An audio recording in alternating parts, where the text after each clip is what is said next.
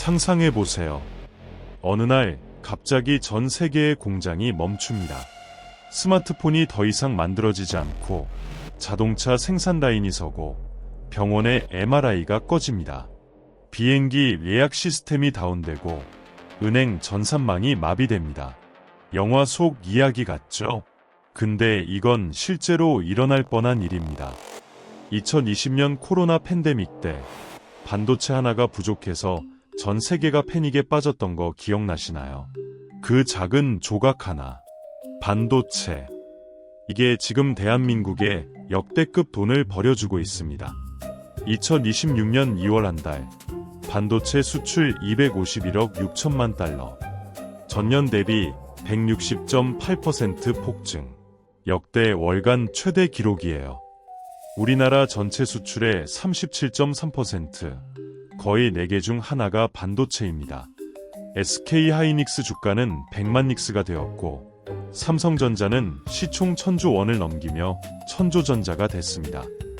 근데 이 화려한 숫자들 뒤에 한 가지 불편한 질문이 있어요. 우리는 이 돈이 어디서 어떻게 흘러오는 건지 정말 알고 있을까요?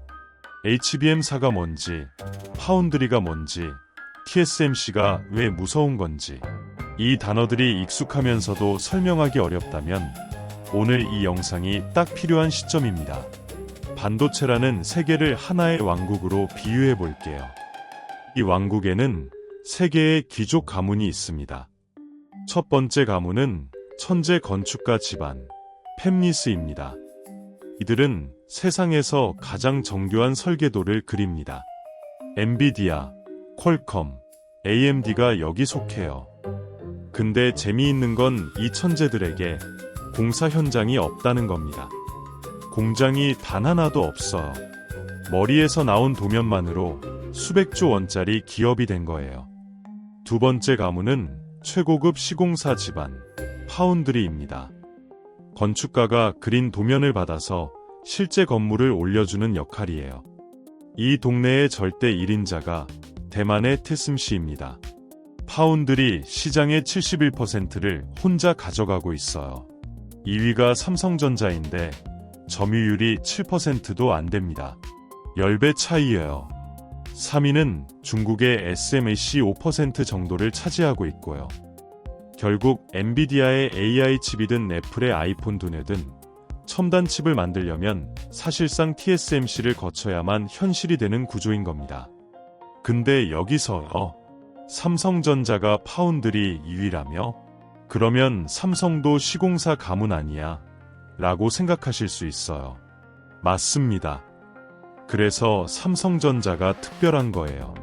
세 번째 가문은 설계도 하고 시공도 하는 재벌 집안, IDM입니다. 인텔이 대표적이고 삼성전자가 바로 여기에도 걸쳐 있습니다. 파운드리 시공도 하면서 동시에 자기 설계 칩도 만들고 메모리 생산에다 첨단 패키징까지 전부 혼자 해내는 이 왕국의 유일무이한 혼혈이에요.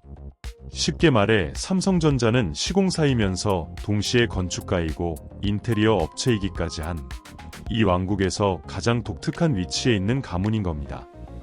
근데 이 세 귀족 가문 모두가 반드시 세금을 바쳐야 하는 곳이 있어요. 설계도를 그리려면 특별한 도구, ED라는 소프트웨어가 필요한데 이걸 만들 수 있는 곳은 시놉시스와 케이던스뿐입니다. 미국 회사 두 곳이 전 세계 반도체 설계의 관문을 쥐고 있는 거죠.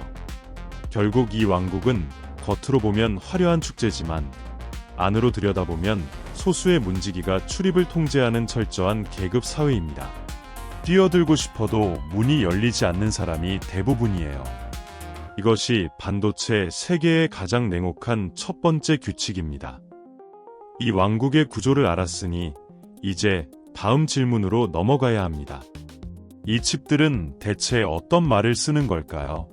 우리가 한국어와 영어가 다르듯이 반도체 칩에도 서로 다른 언어 체계가 있습니다.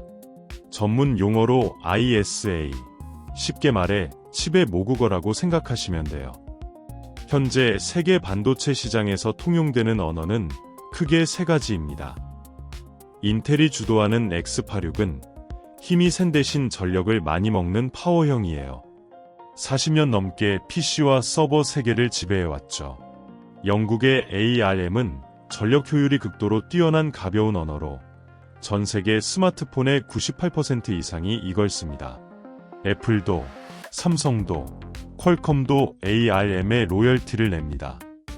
그리고 최근 누구나 무료로 쓸 수 있는 오픈소스 언어 RCV가 등장해서 미국 규제에 갇힌 중국을 중심으로 폭발적인 성장세를 보이고 있어요.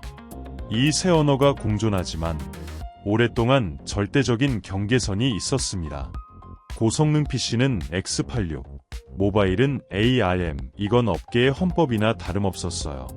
그런데 2020년 6월, 한 남자가 이 헌법을 찢어버립니다. 애플의 CEO 팀 쿡이에요. 그 유명한 WWDC 기조연설 무대에서 팀 쿡이 뭐라고 했냐면, 오늘 맥의 역사에서 가장 큰 도약을 발표합니다. 이 한마디에 인텔의 주가가 실시간으로 흔들렸습니다. 애플은 수십 년간 맥북에 넣어왔던 인텔의 X86 칩을 통째로 드러내고 직접 만든 M1이라는 칩으로 교체한다고 선언한 겁니다. M1의 정체는요, 모바일의 언어인 ARM 방식이었습니다. 업계는 코웃음을 쳤죠. 스마트폰용 언어로 프로 노트북을 돌리겠다고. 그런데 M1 맥북이 실제로 출시되자 세상이 뒤집어집니다. 인텔 칩 맥북 대비 배터리가 2배 이상 같고 성능도 동급이거나 오히려 앞섰어요. 발열은 거의 없었습니다. 펜이 안 돌아가는 노트북이라니 마법 같은 물건이었어요. 이 순간 업계에 지각 변동이 일어납니다. 40년간 X86만 정답이라고 믿었는데 아니었다. 마이크로소프트가 ARM 기반 윈도우 PC를 본격적으로 밀기 시작했고, 아마존 AWS는 자체 ARM 칩 그래비톤을 서버에 투입했습니다. 데이터 센터, 그러니까 인텔의 최후의 보루마저 흔들리기 시작한 거예요.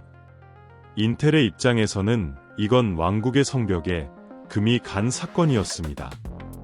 실제로 인텔은 이후 수조 원의 적자를 기록하며 구조조정의 한가운데로 빠져들었죠. 그리고 이 틈을 노려 RCV가 치고 올라오고 있어요.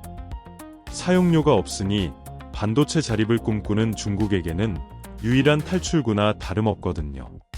어떤 언어가 다음 시대의 표준이 될 것인가? 이 질문은 단순한 기술 논쟁이 아니라 미국과 중국과 유럽이 국가의 운명을 걸고 벌이는 전쟁입니다. 지금 이 순간에도 언어 전쟁이 벌어지고 있는 와중에 이제 실제로 칩을 찍어내는 현장으로 들어가 봅시다. 여기서부터는 정말 스케일이 달라집니다. 반도체 제조라는 건 얇은 실리콘 웨이퍼 위에 눈에 보이지도 않는 회로를 새기는 작업이에요. 그 회로의 단위가 나노미터인데 1나노미터는 10억분의 1미터입니다. 머리카락 하나를 삼한 등분한 굵기로 선을 그어야 하는 겁니다. 이걸 수백 번씩 반복해서 층층이 쌓아 올려야 하나의 칩이 완성돼요. 이 극한의 작업을 소화할 수 있는 곳은 전 세계에 딱 2곳뿐입니다. 대만의 TSMC, 그리고 한국의 삼성전자. 앞에서 말씀드렸듯 이 둘의 파운드리 점유율을 합치면 약 78%에 달해요. 특히 7나노 이하 최첨단 공정만 놓고 보면 이 둘이 사실상 시장의 전부를 차지하고 있어요. 현재 최대 격전지인 2나노미터 공정에 필요한 투자금은 공장 한 곳당 30조 원이 넘습니다. 다른 기업들은 도전할 엄두도 못 내는 금액이에요. 여기서 전 세계의 안보 전문가들이 밤잠을 설치는 시나리오가 하나 있습니다. 지도를 한번 펼쳐보세요. TSMC의 핵심 공장들이 어디에 몰려 있는지. 전부 대만의 신주라는 도시에 있습니다. 세계 첨단 칩의 절반 이상이 이 작은 도시 하나에서 탄생하는 거예요. 만약 대만 해협에 군사적 긴장이 높아지면 어떻게 될까요? 대만에 규모 7 이상의 지진이 오면요. 그 순간 전 세계의 스마트폰, 자동차, 데이터 센터, 국방 시스템이 동시에 멈춥니다. 실제로 2021년 대만에 가뭄이 왔을 때 TSMC가 물 부족으로 일부 생산의 차질을 빚자 전 세계 자동차 회사들이 줄줄이 공장을 멈춘 적 있어요. 가뭄 하나에도 이 정도인데 전쟁이나 대형 자연재해가 오면 어떻게 되겠습니까? 이게 바로 미국이 반도체법에 수백억 달러를 쏟아부으며 TSMC 공장을 애리조나에 짓게 한 이유입니다. 단순한 산업 유치가 아닙니다. 대만이라는 단일 거점에 대한 의존도를 줄이지 않으면 국가 안보가 위험하다는 절박함에서 나온 결정이에요. 일본도 구마모토에 TSMC 공장을 유치했고 유럽도 드레스덴에 공장을 끌어들이고 있습니다. 전 세계가 이 작은 섬에 대한 의존에서 벗어나려고 안간힘을 쓰고 있는 거예요. 반도체는 더 이상 부품이 아닙니다. 석유만큼, 어쩌면 석유보다 더 중요한 전략 자산이 됐어요. 그리고 그 중심에는 나노미터 단위의 제조 기술이라는 넘을 수 없는 장벽이 자리 잡고 있습니다. 그런데요, 여기서 한 겹 더 들어가야 할 이야기가 있습니다. TSMC와 삼성이 이 왕국의 최강자처럼 보이지만 사실 이들도 고개를 숙여야 하는 존재가 따로 있거든요. 무대 위에서 박수를 받는 배우가 아니라 무대 자체를 만들어주는 사람. 반도체를 만드는 기계, 즉 장비를 공급하는 기업들이 이 왕국의 진짜 숨은 지배자입니다. 네덜란드의 ASML이라는 회사를 아시나요? 아마 대부분 처음 들어보실 거예요. 근데 이 회사가 없으면 삼성도, TSMC도, 인텔도 첨단 칩을 만들 수 없습니다. ASML이 만드는 EUV 노광장비라는 기계가 미세한 회로를 실리콘 위에 새기는 도구인데 이걸 만들 수 있는 곳이 지구상에 ASML 단 한 곳뿐이거든요. 이 기계 한 대의 가격이 3천억 원이 넘습니다. 부품이 10만 개를 넘고 운반할 때 대형 화물기 4대가 필요해요. 삼성전자가 아무리 돈이 많아도 ASML이 물건을 안 넘기면 최첨단 칩은 한 장도 못 찍습니다. 주문하면 2에서 3년은 기본으로 기다려야 해요. ASML만 이런 게 아닙니다. 어플라이드 머티어리얼즈, 램리서치, 도쿄 일렉트론, 키 5대 장비 회사의 시가총액을 다 합치면 1900조가 넘습니다. 삼성전자보다 큽니다. 근데 여러분 중에 이 이름 들어보신 분이 얼마나 계실까요? 거의 없으실 거예요. 반도체 왕국의 먹이사슬은 일반인의 상식과 정반대입니다. 맨 꼭대기의 장비회사, 그 아래 제조공장, 맨 밑에 설계회사. 엔비디아가 아무리 시가총액 세계 1위를 다투고 TSMC가 아무리 제조의 왕이라 불려도 장비 공급이 끊기면 전부 무력해집니다. 미국이 중국의 반도체 굴기를 막으려고 가장 먼저 건드린 게 뭐였을까요? 칩 수출을 막은 게 아닙니다. 장비를 막았어. ASML에 중국의 EUV 장비 절대 팔지 말라고 네덜란드 정부를 압박했습니다. 장비만 끊으면 중국은 돈이 아무리 많아도 첨단 칩을 만들 방법이 사라지니까요. 화려한 스포트라이트 뒤에 숨어서 진짜 게임의 규칙을 쓰고 있는 존재. 장비 기업이야말로 이 왕국에서 왕관을 쓰고 있는 보이지 않는 왕입니다. 이 왕국의 가장 깊은 곳까지 함께 내려왔으니 이제 다시 지상으로 올라올 시간입니다. 우리 대한민국이 이 거대한 체스판에서 들고 있는 말, 메모리 반도체 이야기를 하면서요. 메모리 시장에서 삼성전자와 SK하이닉스의 합산 점유율은 약 68%입니다. 전 세계가 데이터를 기억하고 불러오는 데 사용하는 메모리 칩의 거의 7할이 한국에서 만들어지고 있어요. 그리고 인공지능이라는 거대한 파도가 이 시장을 역사상 가장 뜨거운 온도로 끌어올리고 있습니다. AI의 심장부에 반드시 필요한 HBM, 이 초고속 메모리를 세계에서 가장 잘 만드는 나라가 한국이에요. 삼성은 HBM사를 세계 최초로 양산했고 하이닉스도 양산을 준비하고 있습니다. 근데 이렇게 우리나라 산업이 반도체에 몰려있다는 게 잘 될 때는 축제지만 반대로 돌아서면 재앙이 될 수도 있습니다. 반도체에는 사이클이라는 잔인한 법칙이 있거든요. 호황이 오면 모두가 공장을 짓고 공급이 쏟아지면 가격이 폭락합니다. 2018년 슈퍼사이클 이후 삼성 주가가 반토막 났던 일, 2022년 메모리 가격이 바닥을 기었던 일, 이 패턴은 수십 년간 반복되어 왔어요. AI라는 전례 없는 수요가 이번 사이클을 다르게 만들 수도 있습니다. 하지만 가장 화려한 축제의 한가운데에서 다음 겨울을 떠올릴 줄 아는 것. 그게 이 산업의 역사가 우리에게 가르쳐주는 가장 중요한 교훈이에요. 오늘 우리는 꽤 긴 여행을 함께 했습니다. 반도체라는 왕국의 새 가문을 만났고 세계의 언어가 벌이는 전쟁을 목격했으며 나노미터 단위의 극한 제조 현장에 들어갔고 장비라는 보이지 않는 왕의 존재를 확인했습니다. 그리고 그 한가운데에서 메모리라는 빛나는 무기를 들고 서 있는 대한민국을 봤어요. 2026년 이 시장은 1조 달러를 향해 달려가고 있습니다. 하지만 오늘 우리가 함께 펼쳐본 지도가 보여주듯 이 거대한 퍼즐의 조각은 한 나라가 다 가질 수 있는 게 아니에요.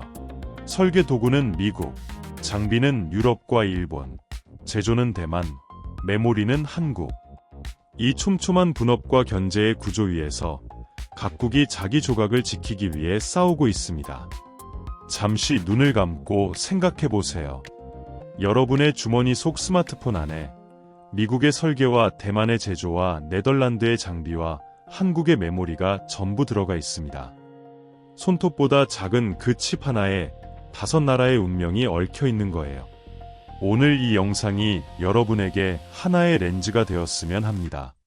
이 렌즈를 통해서 내일 아침 뉴스를 보시면 어제까지 그냥 흘려보냈던 반도체 기사 속에서 국가 간의 전략이, 기업 간의 생존 게임이, 그리고 여러분 자신의 삶과 연결된 실타래가 보이기 시작할 거예요.